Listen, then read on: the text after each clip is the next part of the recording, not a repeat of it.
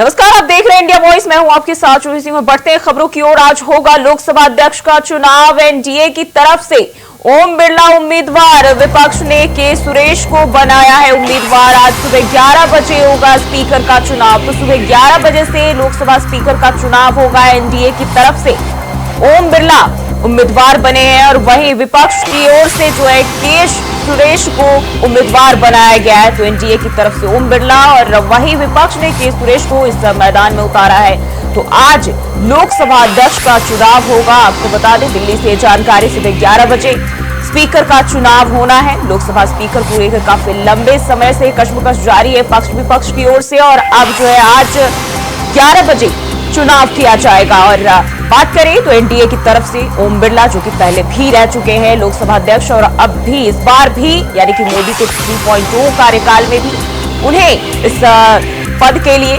उनका नाम उम्मीदवारी तौर पर सामने आया है। और इसी के साथ विपक्ष ने के सुरेश को उम्मीदवार बनाया है। तो सुबह 11 बजे स्पीकर का चुनाव होगा। तो दिल्ली से यह जानकारी।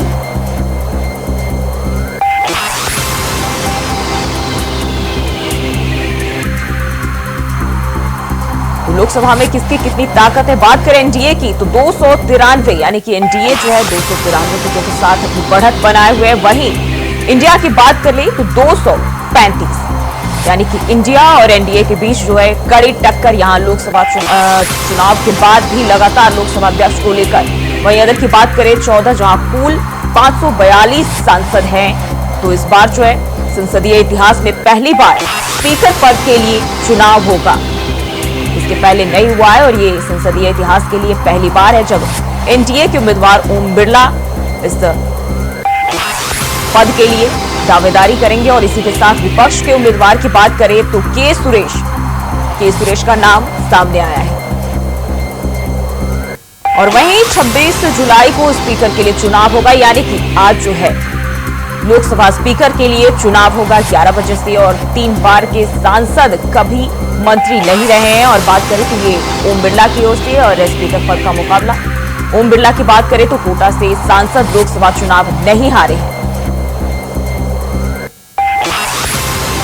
और इसी खबर पर ज्यादा जानकारी के साथ दिल्ली से अजय चौहान हमारे साथ जुड़ गए हैं। अजय, आज बात करें तो जिस तरीके से लोकसभा अध्यक्ष के चुनाव को लेकर पिछले काफी समय से कशमकश जारी है पक्ष विपक्ष की ओर, और आज जो है कड़ा मुकाबला देखने को मिलेगा। दोनों एनडीए और एनडीए ने अपने उम्मीदवारों के नाम के जो है ऐलान कर दिए हैं और आज 11 बजे से इसका चुनाव भी होना है। क्या खबर, क्या जानकारी? बता दें, जिस तरह से लगातार जो स्पीकर को लेकर के लगातार हंगामा कट रहा था पक्ष विपक्ष के अंदर, उसको लेकर के कहीं ना कहीं सहमति बन रही थी। लेकिन लगातार जिस तरह से कल मीटिंग की और आज 11 बजे पोस्टिंग होनी है, यानी कि एनडीए की तरफ से सीधा ओम बिरला की है और दूसरी तरफ से इंडिया गठबंधन की तरफ से के सुरेश है। यानी कि कहीं ना कहीं अब दोनों के बीच चुनाव होना है, क्योंकि पहली बार देश के अंदर 1976 के बाद हमेशा सहमति से बनता था, लेकिन इस बार वोटिंग के जरिए स्पीकर चुनाया गया। तो कहीं ना कहीं अब जो सहमति होगी, देखना भी होगा कि आखिरकार किसके पक्ष में कितना वोट जाता है, क्योंकि एनडीए के पास लगातार पूरा 293 का बहुमत है, वहीं इंडिया गठबंधन का 233 का बहुमत है। तब देखना है कि आखिरकार किसके साथ पहुंच जाएगा। लेकिन एक चीज और सामने आ रही है कि जो बंगाल की ममता बनर्जी है ना, उन्होंने साफ किया कि आप बिना सहमति के आपने ये फैसले, हो सकता है कि पहले से ही कई ऐसी पार्टियां इंडिया गठबंधन का विरोध करती थी और आज अगर वोटिंग होती है देखना है कि वो वोटिंग किसकी कर जाएगा। यानी कहीं न कहीं ओम बिरला और के सुरेश के बीच बराबर का टक्कर का देखने को मिलेगा। अगर हम बात करें के सुरेश की, कितना चुनौती दे पाएंगे ओम बिरला को, क्योंकि वो पहले भी इस पद पर रह चुके हैं और कहीं ना कहीं बढ़त भी हम देखें तो एनडीए के पास है।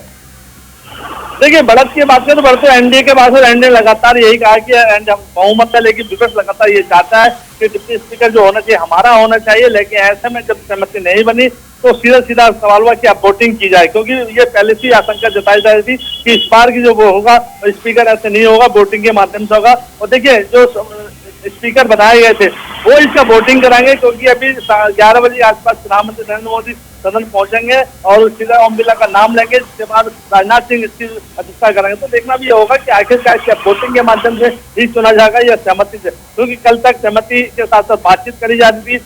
विपक्ष को लगातार फोन किए जा रहे थे, लेकिन वहां से कोई रिस्पॉन्स नहीं आ रहा था। तो आखिरकार आज वोटिंग होनी है और 11 बजे के बाद जब वोटिंग होगी, जब गिनती होगी तो किसकी सहमति में और किसके हक में जाएगा, ये सबसे बड़ा सवाल है। जी, अब बात करें तो एनडीए ने अपने सभी सांसदों को भी व्हिप जारी कर दिया है और इसके लिए अभी क्या हलचल देखी जा रही है? देखिए, लगातार जितने भी सांसद है दिल्ली के अंदर सभी सांसद रुके हुए हैं, चाहे वो पक्ष हो चाहे विपक्ष हो, लेकिन देखना होगा कि जब सदन में जाएंगे, जब वोटिंग होगी तो वहाँ कितने सांसद, क्योंकि सांसदों ने सभी ने शपथ भी ले चुके हैं। अब उठने की बात है कौन कौन सांसदों का कौन समर्थन है, देखिए एनडीए साथ साथ कहा जो भी सांसद हमारे शपथ लिए वो सारे दिल्ली में है और सभी को सदन पहुंचना है।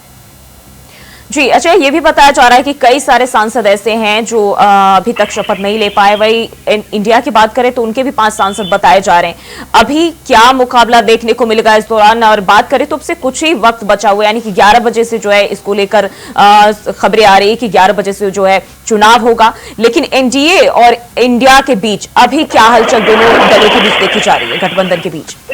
देखिए लगातार हलचल है और सभी का एक दूसरे को सहयोग करने की बात करिए। जनता गठबंधन की बात करें तो वहां पर फूट डली हुई है, यानी कि ममता ने साफ साफ कह दिया, ममता शायद किनारा काटते नजर आ रही है। तो वहीं आम आदमी पार्टी बात करें, उनमें पहले से विवाद चल रहा था, तो ऐसे में सहमति किसकी होगी, बहुमत किसका होगा, क्योंकि बहुत के माध्यम से ही वोट पड़ेंगे और जिसके वोट ज्यादा होंगे उसी का अध्यक्ष चुना जाएगा।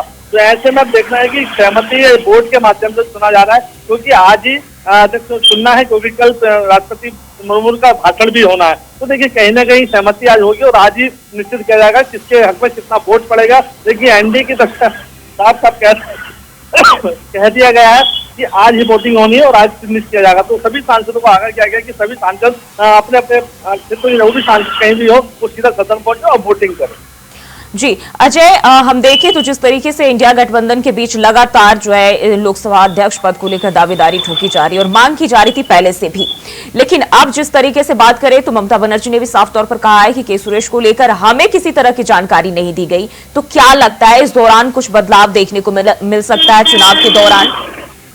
बिल्कुल, देखिए क्योंकि इंडिया गठबंधन लगातार यही कहता रहा, क्योंकि अभी तक जो भी चुनाव जीतते थे, ये 18वीं लोकसभा है, लेकिन 17वीं लोकसभा तक सहमति से ही स्पीकर चुना जाता था। लेकिन इस बार इंडिया गठबंधन ने कहा कि हमारे पास 233 का बहुमत है, तो कहीं ना कहीं हमारा स्पीकर होना चाहिए। तो देखिए कहीं ये सवाल है, आखिरकार जब इस तरह की स्थिति बनती है तो कहीं ना कहीं जो पक्ष और विपक्ष होता है आपस में सहमति बनाई जाती है, लेकिन नहीं बन पाई। और ऐसे में जो इंडिया गठबंधन जो पूरा 28 दल एक साथ चुनाव लड़ा था, उसमें से भी कुछ दल जो है किनारा काटते नजर आ रहे हैं, क्योंकि लगता है कि आज जिसका वोटिंग होती है तो कहीं ना कहीं इंडिया गठबंधन को एक बड़ा झटका लगेगा अगर वोटिंग में वो हार जाते हैं तो। जी, हम देखें जिस तरीके से पहले भी कहीं ना कहीं इंडिया गठबंधन के बीच मतभेद की खबरें सामने आती रही है और अभी भी कहीं ना कहीं मजबूत विपक्ष के रूप में भले ही इंडिया गठबंधन खड़ा हो गया है, लेकिन अभी भी लगातार इस तरह की चीजें जो है अंदर गठबंधन के अंदर देखी जा रही है कि करके पार्टी के बीच भी सभी पार्टियों के बीच मतभेद जो है लगातार देखी जा रही है। और ऐसे में लोकसभा अध्यक्ष का चुनाव कितना मुश्किल है इंडिया के लिए? देखिए यही सवाल है कि जिस तरह से लगातार वो अपने जो सांसद को मना रहे हैं, कई संसद देशों पर चले गए हैं, लेकिन इंडिया का जो है इंडिया गठबंधन को इकट्ठा करना उनका सबसे मुश्किल होगा, क्योंकि उनके पास बहुमत नहीं है और जो कुछ भी है तो वो शायद उनका किनारा काटा है। इसलिए एनडीए के साथ पूरा बहुमत है और उनके सारे सांसद अभी दिल्ली में रुके हुए हैं, क्योंकि वोटिंग के माध्यम से, क्योंकि सहमति भी उनके पास थी लेकिन नहीं मानी, तो वोटिंग कराई जा रही है। वोटिंग के माध्यम से यही होगा कि जिसका होगा वही अध्यक्ष चुना जाएगा। तो अब सवाल ये कि आखिरकार इंडिया गठबंधन अपनी तानाशाही की बात करें या मनमानी की बात करें, वो उनको तानाशाही करते हैं, वो उनको मान रहे हैं। तो ऐसा देखना है कि आखिरकार अगर हारते हैं तो आज ये सबसे बड़ा होगा कि सदन के अंदर 3 दिन सदन चली, लेकिन सदन में लगातार हंगामा ही होता नजर आया, कोई भी ऐसा निर्णय या ऐसा कोई काम नहीं हुआ जिसमें कि कुछ लिया जाए। तो लगातार आज जो होगा तो उसके बाद क्योंकि वो भी चाहता है कि हमारा स्पीकर होगा तो कोई ना कोई हमारी सहमति कोई फैसला होगा तो उसको रोक दिया जाएगा। तो ऐसे में विपक्ष जो लगातार यही चाहता है कि हमारा ही अध्यक्ष चुना जाए। जी अजय, हम बात करें अगर एनडीए की, तो एनडीए की ओर से जो अपने सभी सांसदों को व्हिप जारी किया गया और उन्हें सभी को एकजुट जो है रखने के लिए लगातार तमाम कोशिशें करते हैं। ओम बिरला की बात करें, ये पहले भी रह चुके हैं और कहीं ना कहीं इस बार भी संभावना है, लेकिन के सुरेश के लिए क्या अहम चीजें हैं जो ध्यान में रखनी होगी अगर इंडिया जो इस मैदान में उतरी है? देखिए उनको इसलिए कहा जा रहा है क्योंकि वो 8 बार के सांसद रहे हैं और ओम बिरला 3 बार के रहे हैं, लगातार वोट से जीतते आए हैं, लेकिन विपक्ष ने चाहा कि इनको ही उतारा जाए, लेकिन उनको ये भी पता है कि शायद हम नहीं जीत पाएंगे वोटिंग के माध्यम से, क्योंकि हमारे पास बहुमत नहीं है। अगर बहुमत का आसपास होता तो शायद वो अध्यक्ष पद चुना जाता। तो ऐसा सवाल ये है कि आखिरकार विपक्ष क्यों नहीं एनडीए की बात माना, क्योंकि राष्ट्रपति से भी भाषण होना है। तो ऐसे में सदन का जो समय सत्र बुलाया गया था 8 दिन का, उसमें कहने त्रुटि हो रही है, लेकिन लगातार इसी तरह से बहस छिड़ी हुई है आपस में एक दूसरे को। लेकिन एनडीए ने अपने सभी सांसदों को आधा किया और सभी को आधा किया कि सभी वोटिंग कर रहे हैं। तो देखिए ओम बिरला जो पहली बार स्पीकर नहीं बन रहे, उससे पहले भी वो रह चुके 17वीं में लोकसभा में, तो इस बार 18वीं लोकसभा में उनको भी चुना गया है, क्योंकि लगातार सुझाव है कि कोई नया चेहरा आएगा। लेकिन ओम बिरला लगातार किसी तरह से जो 5 साल पूरी तरह से उन्होंने सदन चलाया, सभी को सहमति को लेकर, सभी को पक्ष हो चाहे विपक्ष हो, साथ लेकर चले थे। तो उनके नाम सबसे साफ सुथरी सभी के वो रहे हैं, और तो लगातार उन्हीं का नाम लेके हम इंडिया गठबंधन लेने का इसका विरोध करते नजर आ रही है। उन्होंने कहा कि अगर हमारे अध्यक्ष होगा तो हम सहमति देंगे, वरना हम सहमति नहीं देंगे। तो यही सवाल है कि अब वोटिंग के माध्यम से इसका हल निकल सकता है। जी अजय, यानी कि आज 11 बजे से देखना होगा और ये बड़ा दिलचस्प होगा कि आखिर जो है गेम चेंजर क्या साबित होगा। इस दौरान बने रहिए हमारे साथ, आगे भी आपका रुख करेंगे। तो ओम बिरला और के सुरेश को लोकसभा स्पीकर के लिए मैदान में जो उतारा गया है विपक्ष की ओर से के सुरेश, और वहीं एनडीए की ओर से बात करें तो ओम बिरला जो कि पहले भी रह चुके हैं और उन्हें एक बार फिर से जो है इस बार संसदीय इतिहास में पहली बार स्पीकर का चुनाव होने जा रहा है। और वहीं दिल्ली से खबर सामने आ रही, सीबीआई ने तिहाड़ में की केजरीवाल से पूछताछ। केजरीवाल को आज कोर्ट में किया जाएगा पेश। आज ट्रायल कोर्ट में केजरीवाल की पेशी की इजाजत। सुबह 10:30 बजे पीएमएलए राउज एवेन्यू कोर्ट में पेशी केजरीवाल को लेकर। बोले सीबीआई अधिकारी, सीएम को जेल से गिरफ्तार नहीं किया। तो सीबीआई की ओर से बयान, सीएम केजरीवाल को जेल से गिरफ्तार नहीं किया गया है, अदालत में पेश करने की अनुमति मिली है, कोर्ट से हिरासत की मांग करेंगे। यानी कि सीबीआई कह रही कि अभी तक हमने जो है गिरफ्तार नहीं किया है जेल से, उन्हें कोर्ट में जो है हिरासत में लेने की मांग करेंगे, अदालत में पेश करने की अनुमति मिली है। तो सीबीआई की ओर से सीएम केजरीवाल को लेकर यह बयान सामने आया है। पीएमएलए राउज एवेन्यू कोर्ट में सुबह 10:30 बजे पेशी होनी है। और एक बार फिर से रुक कर लेते हैं अजय की ओर। अजय, सीबीआई ने तिहाड़ जेल में जो है अरविंद केजरीवाल से पूछताछ की है और इसको लेकर खबर ये भी आ रही थी कि कहीं ना कहीं उन्हें गिरफ्तारी कर लिया गया। हालांकि सीबीआई ने अपनी तरफ से साफ कर दिया है कि हमने गिरफ्तारी नहीं की है, केवल पूछताछ की है। बिल्कुल जो देखिए अरविंद केजरीवाल को लगातार जिस तरह से लग रहा है, पहले उनको जवान मिली थी, लेकिन हाईकोर्ट से उनको एक बार झटका लगा, तो वो सुप्रीम कोर्ट गए, सुप्रीम कोर्ट से उनको झटका लगा। लेकिन से लगातार सीबीआई भी इस अपने थी कि हमें भी अरविंद केजरीवाल से सवाल जवाब करने हैं, क्योंकि पूछताछ के लिए उनको लगातार कई बार कोशिश की थी, लेकिन ईडी के चलते वो सीबीआई इसको नहीं गिरफ्तार कर पाई। लेकिन कल जिस तरह से सीबीआई ने उनसे पूछताछ की, और हो सकता है कि आज जिस तरह कोर्ट में पेश किया जा रहा है, क्योंकि सीबीआई भी के अधीन में ये केस चल रहा है, क्योंकि उनकी भी जानकारी है, क्योंकि वो भी चाहते हैं कि सीबीआई जांच करे और केजरीवाल के जो तथ्य है सामने आए। तो ऐसा सवाल खड़ा होता है, आखिरकार अरविंद केजरीवाल की मुश्किलें कब खत्म होंगी, क्योंकि सीबीआई लगातार इसको सवाल खड़ा कर देगी। आखिरकार अरविंद केजरीवाल के जो घोटाले सामने वो बहुत ज्यादा है। तो सवाल यही है कि आखिरकार आज क्या अरविंद केजरीवाल को सीबीआई गिरफ्तार कर पाएगी या नहीं कर पाएगी। जी, हम देखें केजरीवाल लगातार हाथ पैर मार रहे, जमानत के लिए तमाम कोशिशें कर रहे हैं, लेकिन एक के बाद जो उनकी सभी कोशिशों पर पानी फिर जा रहा है और कहीं ना कहीं जो है उन पर शिकंजा जो है लगातार कसता हुआ दिखाई दे रहा है। मुश्किलें जो उनकी खत्म होने का नाम नहीं ले रही है और एक बार फिर से आज 10:30 बजे उन्हें कोर्ट में पेश किया जाएगा। अभी हम बात करें क्या हलचल देखी जा रही है। देखिए जिस तरह से सीबीआई ने अरविंद केजरीवाल कोर्ट है, राजधानी कोर्ट है, वहाँ पे उनको लेके जाएंगे, वहाँ सुनवाई होनी है, और वो शायद सीबीआई ये चाहेगी हमें गिरफ्तारी दी जाए, क्योंकि तिहाड़ जेल से सीबीआई गिरफ्तार नहीं कर पाई है। लेकिन वो साफ साफ कहा अगर कोर्ट में ऐसा कुछ होता है तो अरविंद केजरीवाल को सीबीआई कोर्ट से गिरफ्तार कर सकते हैं, फिर पूछताछ के लिए आगे ले जा सकती है। लेकिन अरविंद केजरीवाल की जो मुश्किल सवाल है कि कैसे सकते हैं जो उनको छुपाए हुए हैं उनको खुलासा का पूरा करना है, क्योंकि ईडी भी ने कई सबूत दिए हैं, वही सीबीआई भी ये चाहती है कि पूरा खुलासा सामने है। अगर अरविंद केजरीवाल की गिरफ्तारी होती है तो हो सकता है कि अरविंद केजरीवाल को और बड़ा झटका लग सकता है सीबीआई के गिरफ्तार किया तो। जी, जिस तरह से जो है सीबीआई के अधिकारी ने साफ कर दिया है कि हमने गिरफ्तार नहीं किया है, उन्हें कोर्ट में पेश करने की अनुमति मिली है और कोर्ट से फिर जो है हम उन्हें हिरासत में लेने की मांग करेंगे। क्या लगता है आज कोर्ट की ओर से क्या फैसला आ सकता है? बिल्कुल देखिए जो ही अगर बात करें, सीबीआई पहले से कई बार कह चुकी है अरविंद केजरीवाल से पूछताछ करनी है, और ये भी सामने आ रहा है कि सीबीआई उनको गिरफ्तार कर सकती है। अगर आज इस तरह से अगर सीबीआई ने कोर्ट से मांग की कि हमें भी इसकी गिरफ्तारी चाहिए, तो हो सकता है अगर गिरफ्तारी होती है तो कहीं ना कहीं अरविंद केजरीवाल की लंबे समय तक अंदर जा सकते हैं, क्योंकि सीबीआई जब जांच करेगी तो शुरू से पूरी तरह से तैयारियों के साथ बैठी हुई है, पूरे पन्नों के साथ बैठी है कि आखिरकार कहाँ पास क्या घोटाला हुआ है, क्योंकि एक घोटाला नहीं है, कई ऐसे घोटाले हैं, कई मंत्री के घोटाले सामने आ रहे हैं, ईडी ने वही कहा है। लेकिन आज राहुल गांधी कोर्ट में जब पेश होगी 10:30 बजे तो उम्मीद यही जताई जा रही है कि आखिरकार अरविंद केजरीवाल को सीबीआई गिरफ्तार कर सकती है। जी, जिस तरीके से हम बात करें कोर्ट से हिरासत की मांग करने की बात कह रहे हैं, क्या लगता है अभी अगर कोर्ट दे देती है ये अनुमति सीबीआई को, केजरीवाल की मुश्किल और कितनी बढ़ेगी? देखिए, अरविंद केजरीवाल की मुश्किलें ईडी से पहले ही सारे सत्य सबूत हाई कोर्ट में रखे हुए थे, लेकिन सीबीआई की तरफ से अगर होता है तो हो सकता है कि अरविंद केजरीवाल लंबे समय के अंदर जाए और उन लोग पूछताछ के लिए लगातार पूछताछ की जाएगी, क्योंकि अभी तक जो जिस तरह पार्टी के बंदा के ऊपर जो चंदा लिया गया था, जो पैसा खर्च किया गया था, वो कहीं ना कहीं सामने आ रहा है और ईडी ने सारे सबूत कोर्ट के सामने रखे, तो सीबीआई उसको पूरी तरह से जांच करेगी और इसी के माध्यम से सीबीआई पूरी कोशिश करेगी कि अरविंद केजरीवाल की गिरफ्तारी हो।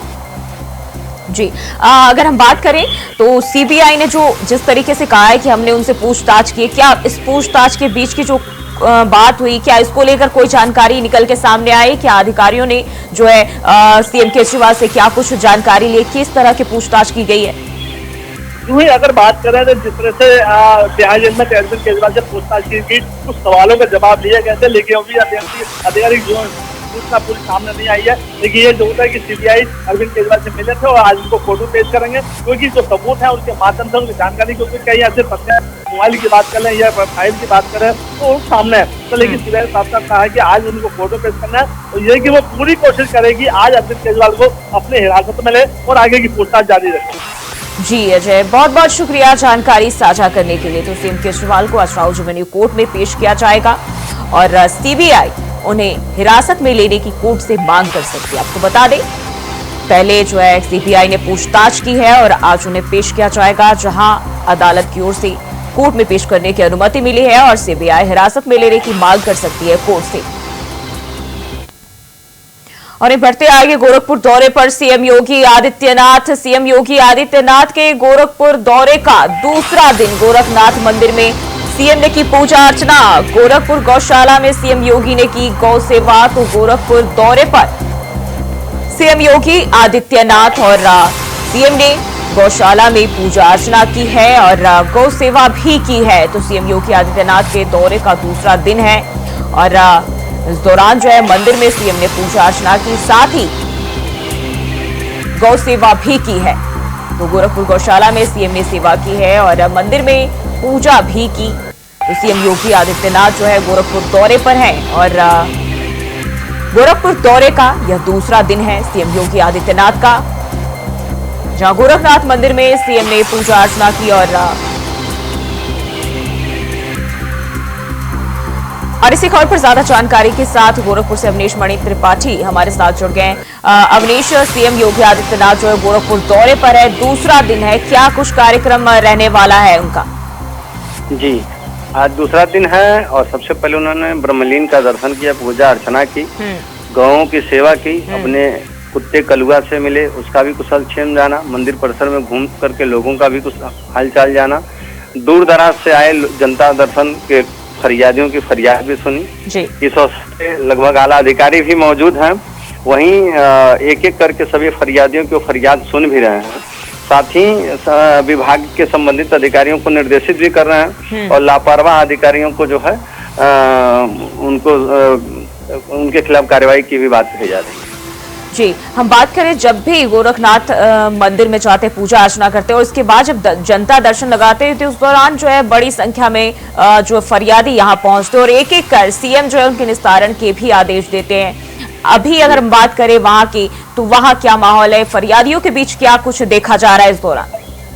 अगर हम गोरखपुर सर्किल के फरियादियों के मंडल की बात करें तो फरियादियों का कहना है अगर थाना जाइए तो कार्यवाही नहीं होती, अन्य जगह जाइए तो कार्य, लगभग जमीनी मामले अधिक आते हैं।